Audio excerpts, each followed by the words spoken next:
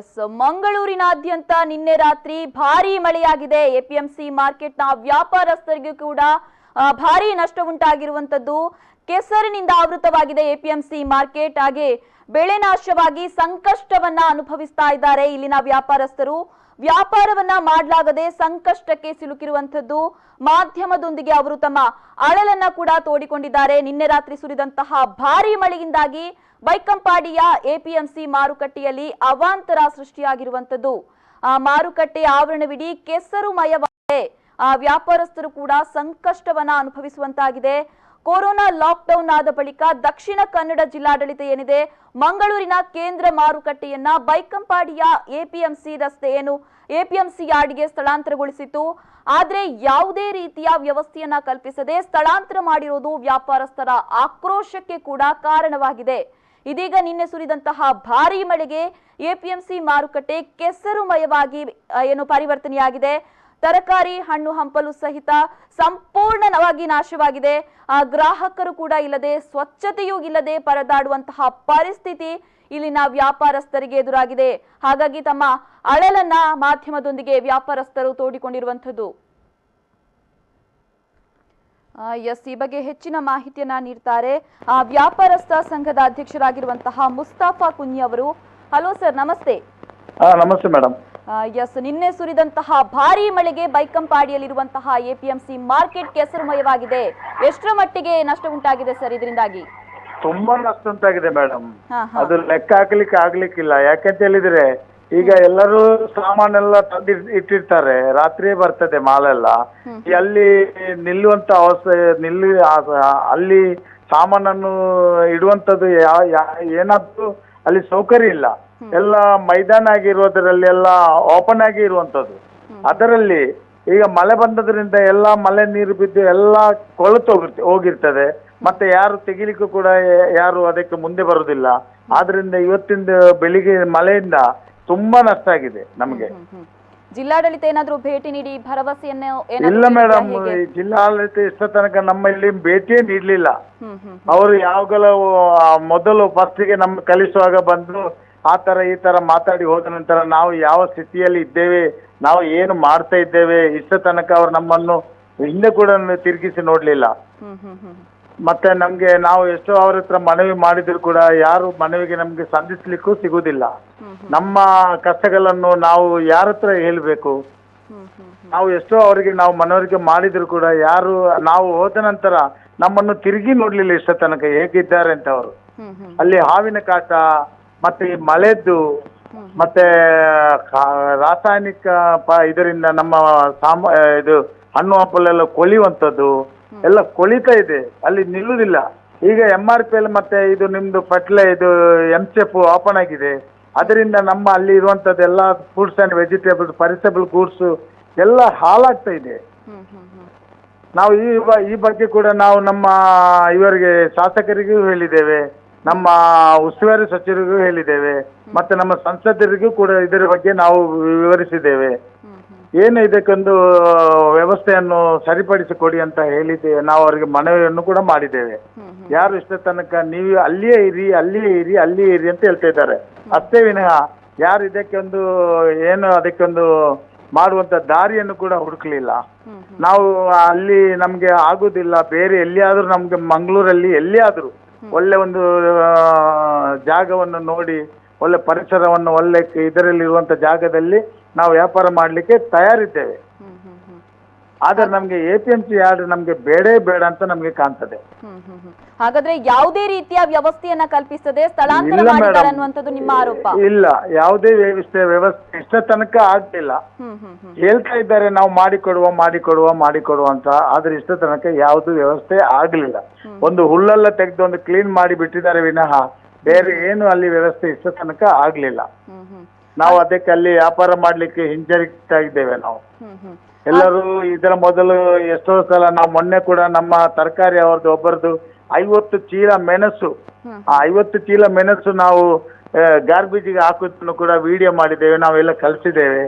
ಒಂದು ಚೀಲಕ್ಕೆ ಸಾಧಾರಣ ಒಂದು 2,000 ರೂಪಾಯಿ, 3,000 ರೂಪಾಯಿ, 4,000 ಬೀಳ್ತದೆ ಒಂದು ಚೀಲಕ್ಕೆ.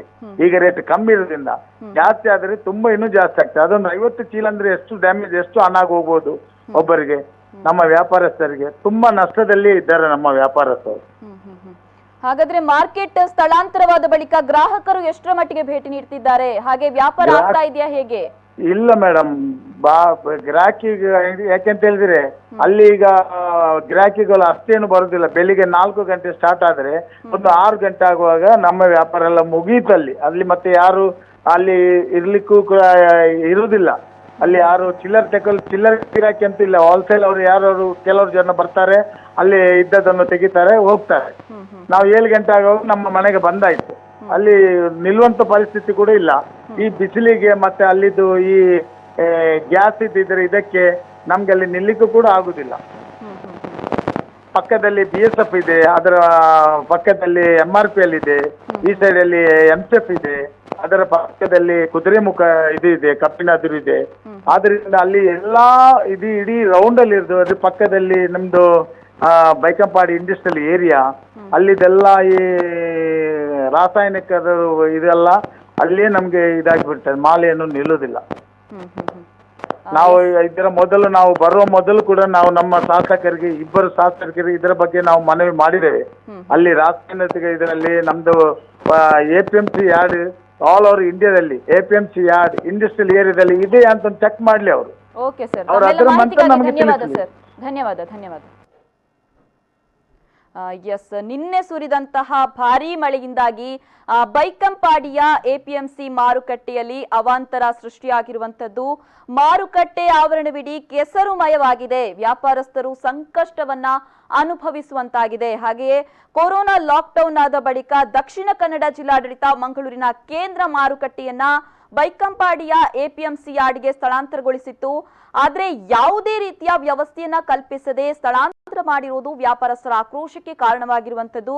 ಇದೀಗ ನಿನ್ನೆ ಸುರಿದಂತಹ ಭಾರೀ ಮಳೆಗೆ APMC ಮಾರುಕಟ್ಟೆ ಕೆಸರುಮಯವಾಗಿ ಅಲ್ಲಿದ್ದಂತಹ ತರಕಾರಿ, ಹಣ್ಣು ಹಂಪಲು ಸಂಪೂರ್ಣವಾಗಿ ನಾಶವಾಗಿದೆ.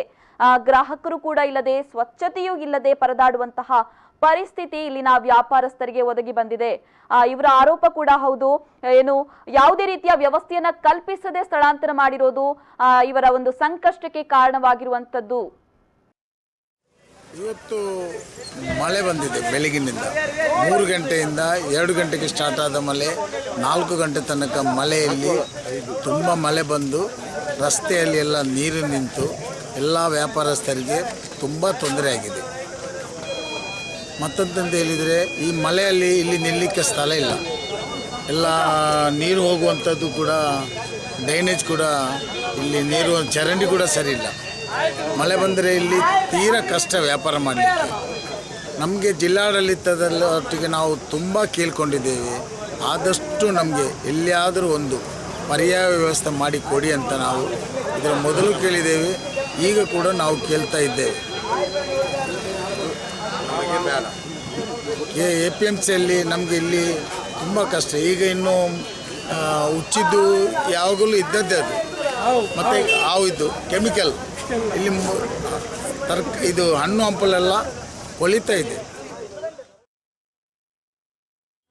ಎಂಕಲು ಜಿಲ್ಲಾಡಳಿತ ಬಂದು ಎಂಕಲು ಇಡೇ ಭತ್ತ ತೂನಾಗ ಮೂಲು ದಾಲೆ ಅಂಜಿ ಎಂಕಲಿಗೆ ವ್ಯವಸ್ಥೆ ಇಜ್ಜಿ ಆಂಡಲ ಇನ್ನಿತ್ತ ಒಂಜಿ ಅವಸ್ಥೆ ತೂನಾನ ಬರ್ಸ ಬತ್ತದು ದಾಲ ಒಂಜಿ ಬೇರೆ ನಮಕ್ ಇಜ್ಜಿ ಫುಲ್ಲು ಕೆಸರಿನಿ ಇವತ್ತೋ ಮಾಲಿನಿ ಪೋದು ಇಡೀ ಕಾಣನೆ ಮೂಲು ಪೂರ ನೀರ್ದ ಇಂದೆಟ್ಟು ಪೂರ ಬೋಂಡು ಆಂಡಲ ಇನಿ ಒಂಜಿ ಗಿರಕಿಲ ಇಜ್ಜಿ ಈ ಇಂದೆಟ್ಟು ಈ ಬರ್ಸಡ್ಲ ಈ ಕೆಸರ್ಗಳ ಮೂಲತ ಅವಸ್ಥೆ ಪಣ್ಣಾಂಡ ಕೊರೋನಾ ಬರಂದಕ್ಲೆ ಇನಿ ಬತ್ತುಬೋವು ಅಂಚಿನ ಒಂಜಿ ಸಿಟಿ ಬಸ್ಸಿಂದ ಮೂಲು ಇನಿ ಉಂಡು ಪಣ್ಣಾಂಡ ಮೂಲು ಇನಿ ಏರಿಯಾಗಿಂದ ಈ ಮಾಲ್ದ ದತ್ತು ಕೊರ್ಪುನು ನಮ್ಮ ಏರಿಯಾಗಳ ಕೊರ್ರೆ ಹಾಪುಂಡ ಈ ಕೆಸರ್ಲು ಏರ್ ಕೊಣಪೇರು ಬತ್ತದ ಮೂಲು ಏರ್ಲ ಒರಿಯೆಲ್ಲ ಬರ್ಪುಜಿ ಏರ್ ಮೂಲು ಪಣ್ಣಾಂಡ ಇನಿ ಅಂಚಿನ ಒಂಜಿ ಅವಸ್ಥೆ ಅದು ಎಂಕ್ಲೆ ಗೊತ್ತುಂಡು ಗೊತ್ತಾಂಡತ್ತ ಈ ಅವಸ್ಥೆ ಇನ್ನಿತ್ತ ಒಂಜಿ ಲಾಸ್ದ ಪಂಡ ಏತೋ ಲಕ್ಷ ರೂಪಾಯಿ ಲಾಸ್ ಮೂಲು ಈ ನಮ್ಮ ಏರಳ ಮೂಲು ಪಣ್ಪುನು ನಮ್ಮ ಏರೆಲ್ಲ ಪಂಡ್ರೆ ನಮಗೆ ಮೂಲು ಏರ್ಲ ಒಂದು ಎದುರು ಬರ್ತದೆ ಮೂಲು ಬರ್ಪಣಕ್ಲು ಏರ್ಲ ಇಜ್ಜೇರು. ಕೋವಿಡ್-19 ಪ್ರಯುಕ್ತ ನಮ್ಮನ್ನು ಜಿಲ್ಲಾಡಳಿತ ಮತ್ತು ನಮ್ಮ ಸಂಸದರ